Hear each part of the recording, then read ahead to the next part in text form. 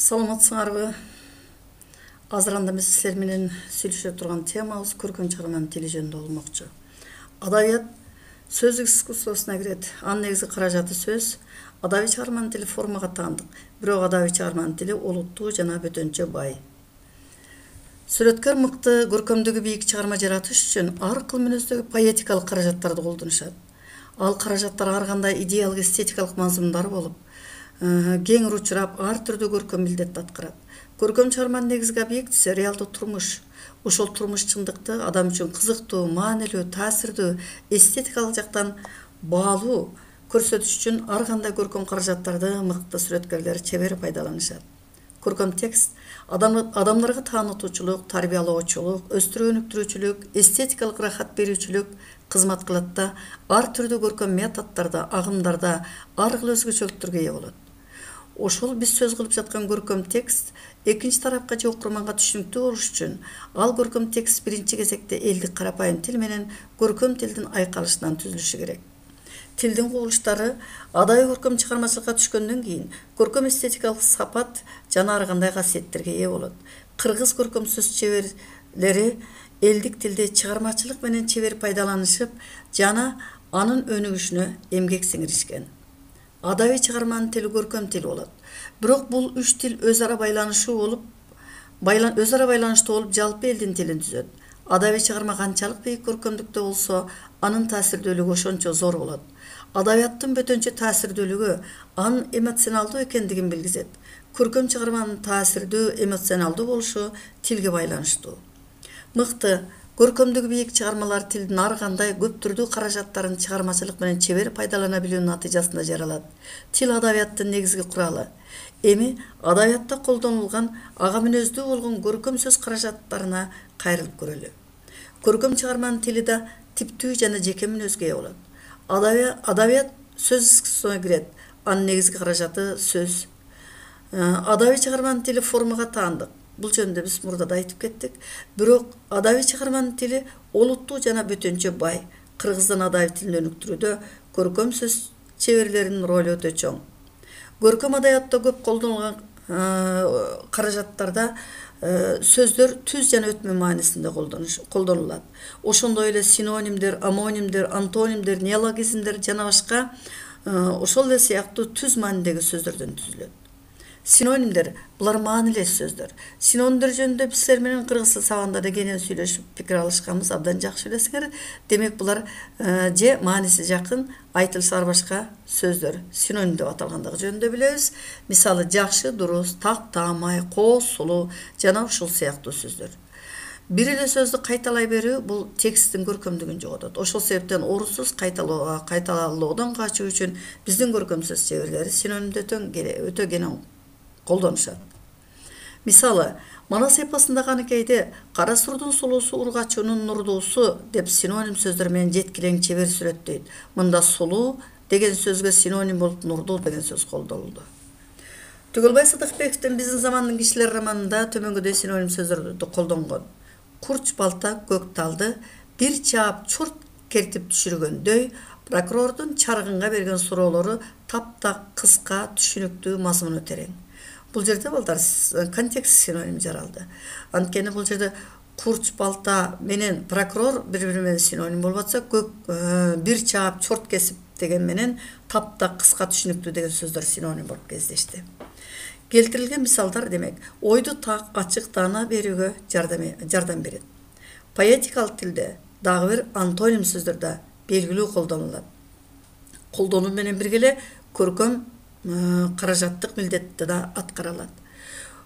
Кубулуштарды, ар кандай нерселерди бири-бирине өтө карама каршы коюп контраст түзүүдө антоним сөздөр колдонулат. Антонимдер грек тилинде карама каршы атоо деген мааниде айтылат. Бул жөнүндө дагы албетте биз кыргыз тилинде кенен таанышканбыз. Мисалы, туулдуң өлдүң, өмүрү менен ажал кашкабактын ортосунда. Акмак жигит уйку уктар, акылдуу жигит элимиздер. Жигит деген сөз калып кетиптир, аны кошуп койсуңар албетте. Бул жерде туулдуң өлдүң, өмүр ажал деген сөздөр бири-бирине карама каршы дагы акмак жигит, акылдуу жигит, анан уйку менен илим контексттик карама-каршылыкта келди. Ошону менен бирге бул ырдагы баягы көркөмдүк жагын бизге таамай так бер десек жаңылышпайбыз. Муну айтсам бирөө угар, бирөө укпас, чынында азга жагар, көпкө жакпас. Кары жаш ушунча көп адамзаттын бир гана жолдошу бар, түк айрылбас. Деп бул жерде чын жолдош деген ырында Алып Осмонов айтып атат. Ал эми бул жерде карама-каршы келген Антон Микмандагы сөздөр бирөө угат, бирөө угар, бирөө укпас, же болбосо азга, көпкө деген сөздөр бири-бирине карама-каршы келди. Кары жаш ошону менен бирге ырдын көркөмдүүлүгүн арттырып турат бул жерде. Эми тилдин атайын сүрөттөө каражаттарына да кайрылып кетели. Тилдин бөтөнчө кеңири тараган каражаттары эпитеттер, салыштыруулар, метафоралар, метонимиялар, гиперболалар жана башкалар болуп эсептелет. Булар адабий чыгарманын көркөм болушуна абдан өбөлгө түзүшөт. Бул көркөм каражаттардын жардамы менен жазуучу сүрөттөп жаткан предметтин тигил же бул белгилерин же маанилүү жактарын ачып бөлүп көрсөтүү үчүн колдонушат. Алар ошол кырдаалда ошол учурда маанилүү роль ойнойт. Нерсенин кубулуштун, окуянын, түшүнүктүн касиетин же сапатын мүнөздөчү сөз эпитет болот. Мисалы, Азизканын Алманбет алтын кемер курчанган, күмүш кемер курчанган деген саптарды карасак, ошол кемер деген сөздөргө эпитет болуп, алтын анын күмүш деген сөздөр колдонулуп жатат.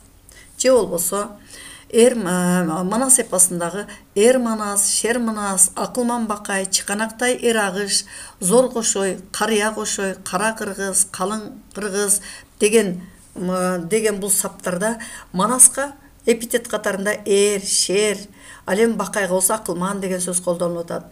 Эр агыштын сырткы кебетесин мындай бир кандайдыр тыкан экендигин көрсөткөн чыканактай деген эпитет сөз менен берип атат. Кошойдун келбеттүү экендигин зор деген сөз менен ошондой эле мындай жаш өтүп калган киши катарында карыя, зор кошой, карыя кошой деген сөздөр колдонулду.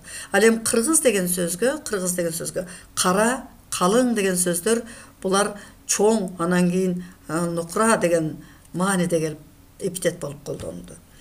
Карыя шыгай бу келди, кайнап жаткан кара журт, кара жер көчкөн чуу келди. Молдо кылыштырганда айтылып жатат. Сүрөттө эпитет, бул эпитеттер болсо сүрөттө эпитет жана лирикалык эпитет болуп бөлүнүшөт. Мисалы, сары жалбырак түшүп жата түшүп турап деген сүрөттө эпитетке кирет. Ал эми эгер сүрөттөп жаткан көрүнүшкө түздөн түз өзүнүн мамилесин билдирсе, ал лирикалык эпитет. Мисалы үчүн кереметтүү түн, сулуу түн же болбосо айлуу түн деген сүрөттөлөр келет. Салыштыруу бул бир нерсени кубулушту башка бир түшүнүктөр, көрүнүштөр менен салыштырып сүрөттөө. Мисалы үчүн бул саптардан карап көрсөк, Зоого жаңы кыш келди. Көк мөңгү күлөт кашкайып, таш үстү таза аппак кар магдырайт мамык жазданып. Рыскуловдун Зоодогу кыш деген ырынан үзүндү келтирилди. Бул жерде кыш мезгилинин келгенин сүрөттөгөндө Зоого кыш мындай биздин эле кыргыз жерибизге кыш келгендеги жанагы мөңкүгө же болсо эң Зоонун тоонун бийик жерин сүрөттөп атат, ошондой бүтүндөй айлананы. Себеби кар жааганда ташты да бүт баарын аппак кар басып калат. Ал эми муну болсо жанагы Зоодо турган жанагы көк мөңгүнүн кашкайып жалтырап турганын силер да байкап турасыңар. Ошол нерсени мындай кашкайып күлгөн адамга салыштырып, ал аябай ичинде кири жок чын дили менен күлгөн адамдарга салыштырган болсо, ошондой эле таш үстү таза аппак кар магдырайт мамык жаздан деп бүтүн айлананы жана мамык жазданган абалга салыштырып көрсөтүп атат. Ошондой эле булар троптор болуп саналат. Троп деген гректин сөзүнөн алынган. Бизче айлануу же болсо буруу деген маани билдирет экен. Сөздү түз мааниде эмес, өтмө маанисинде колдонуп, сөзгө экинчи маани берет. Троптор негизи эки бөлүктөн турган сөз айкашынан түзүлөт. Бир бөлүгү түз маани берсе, экинчи мааниси өтмө маанинде болот. Мындай түзүлүштүн жөнөкөй мисалды салыштырып көрө аласыз. Мисалы, карагаттай көзү жайнайт дегенде, көздүн ушунчалык сулуу экендигин карагатка салыштырып көрсөтүп атат. Башка эле алтындай балалык дейбиз, мисалы үчүн жанагы узун жолдорду салыштыра таргандай, өмүрдү жолго салыштыруу сыяктуу нерселер ошондой ушуларга мисал болуп берсе болот. Сөзгө өтмө маани башка сапат берүү тропторго мүнөздүү болуп эсептелет. Мисалы үчүн алтын деген асыл таш боло турган болсо, алтындай балалык десе, балалык мезгилинде ошончолук кымбат экендиги жөнүндө мындай салыштырууларды көп эле келтире берсек болот. Троптун жөнөкөй түрүнө салыштыруу эпитет кирет.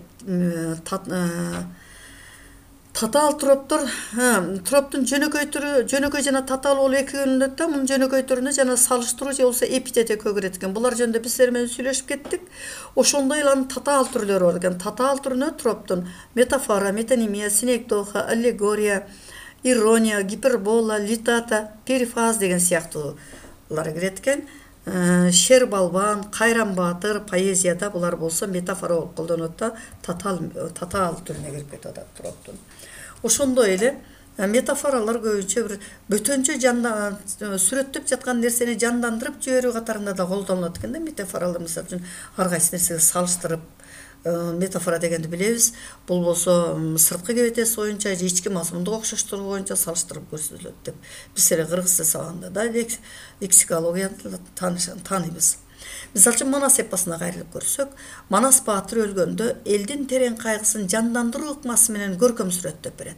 Баатыр Манас өлгөндө карагай ыйлап, тал ыйлап, калың элдин баары ыйлат деп, ушул баатырдын өлүмү бүтүндөй ошол өзүнүн элин эле эмес жаратылышка деги эле баардыгы кошо кайгырып жаткандыгы жөнүндө айтып кеткендей сезилет.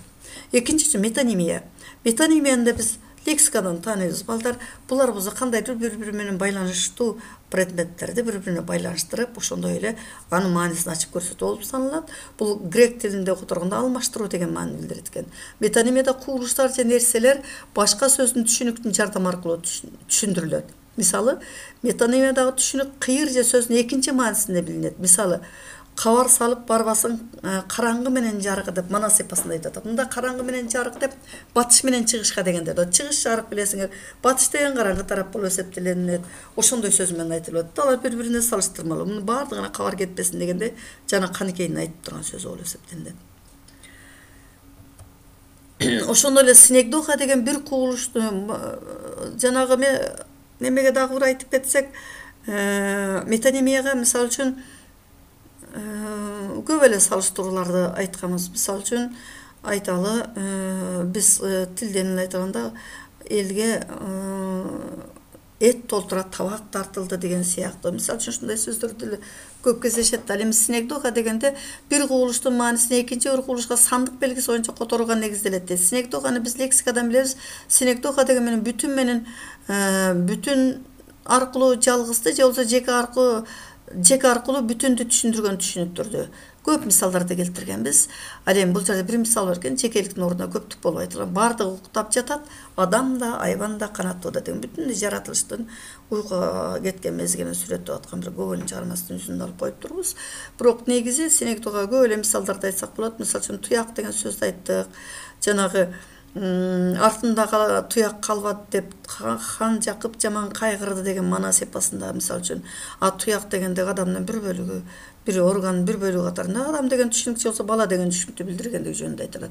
Же болбосо мен сахнага чыга калсам мени жүздөгөн көздөр карап туруптур дегенде бир бөлүк аркылуу көп нерсени түшүндүргөндү билебиз биз анысы. Эми гипербола деген, бул гипербола анан кийин литата жөнүндө айтып кетсек, бул гипербола деген көркөм апыртуу бөтөнчө чоңойтуп көрсөтөт экен да. Тескерисинче литата антонимдик маани менен алганда көркөм апыртып же болбосо бөтөнчө кичирейтип көрсөтөт экен. Бул дагы жанагы ооз эки чыгармачылыкта абдан кеңири кездешет. Мисалы үчүн эртөштүктө аябай кичинекей болуп калгандыгын, жанагы көрүнбөй калган жерге чейин жеткендиктерин каармандардын айта турган болсок, гиперболада бүтүндөй эле батырдык эпостарда көрүнүштөрдү, терс каармандарды болсун, оң каармандарды болсун абдан бир сүрөттөп, чоңойтуп көрсөткөндөрү жөнүндө биз таанышпыз. Албетте бул түшүнүк бизге жат эмес.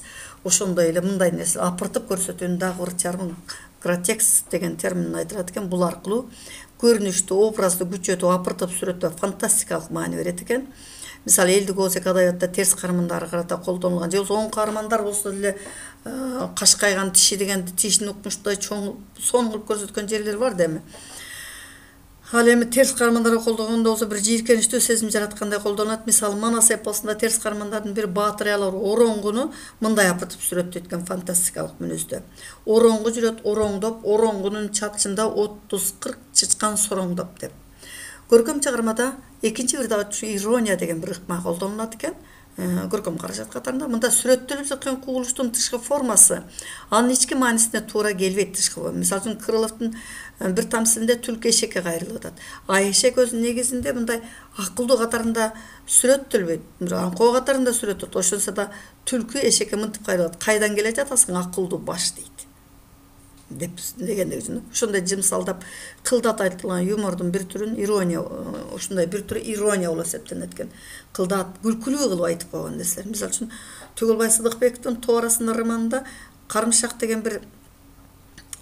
деген каарманы бар билесиңер, аябагандай толук неме, анын толуктугун Саякбай деген каармандын сөзү менен мынтип сүрөттөйт автор.